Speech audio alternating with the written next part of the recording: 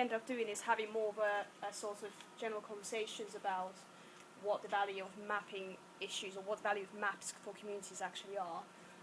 So there's sort of like what we did is we just recorded a sort of overview of points that people were making in conversation and where it led.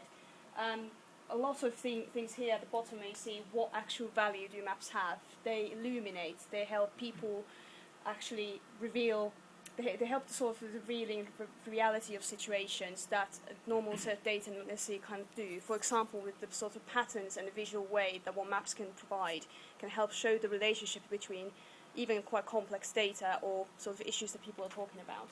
The maps always have an agenda as well, which can be quite handy in the sense that map doesn't have to be just a geographical representation of an area, but there's a lot more you can do with it. You can look at an issue at a time or a few others. A lot of conversation we had was about finding a common language generally with the community and people, whether it's between the local government and the community. How do you talk about things? And this is where mapping, a visual way of talking about it, could obviously be quite good.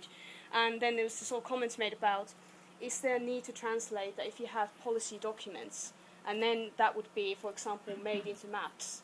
But then if it goes back to the policy people, is there a need to translate, or is this actually going to be, so if there is a common language, it's not just the community and the policy people, it might actually be, if it goes back into the government, then how does it get translated there? And there's a comment made, surely politicians would like to know how people feel, so they, A, would get voted in, and B, makes change happen. That would be ideal, obviously. What else do we have? We can take the conversation later, but that's Probably. a great one to end on. Yeah, so have a go. Politicians' feelings.